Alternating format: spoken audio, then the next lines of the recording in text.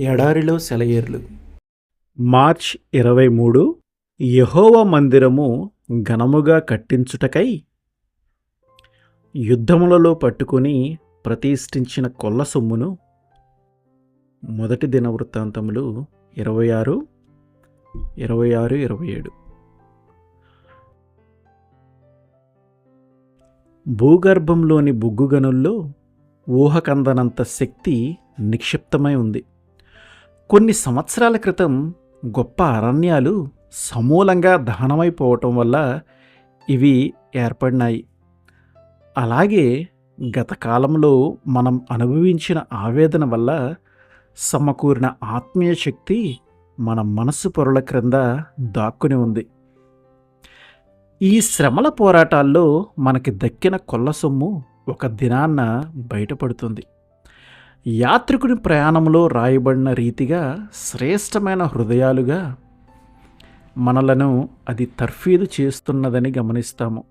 మన రాజు నివసించే పట్టణం వరకు శ్రమల దారుల గుండా మన తోటి ప్రయాణికుల్ని విజయవంతంగా నడిపించేందుకు ఇది మనకి బలాన్ని ఇస్తుంది. మనం శ్రమను చిరునవ్వుతో ఎదుర్కోగలిగితేనే ఇతరులను కూడా నడిపించగలం అన్నది విస్మరించకూడదు.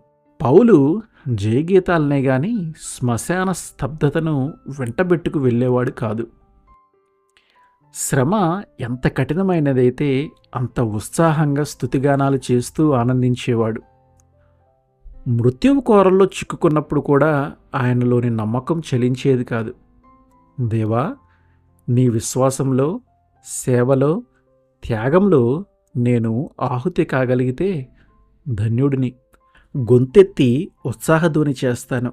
నాకు ఈరోజు సంభవిస్తున్న వాటన్నిటిలో నుంచి మరింత బలాన్ని పొందేలా సహాయం చెయ్యి అంటాడు.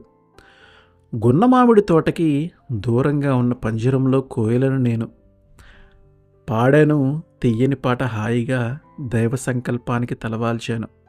ఇదే ఆయన సంకల్పమైతే రెక్కలు కొట్టుకొనుటెందుకు పదే పదే? గొంతు నుంచి జాలువారే గీతానికి ప్రతిధ్వనిస్తుంది పరలోక ద్వారం అదే. ఆమెన్.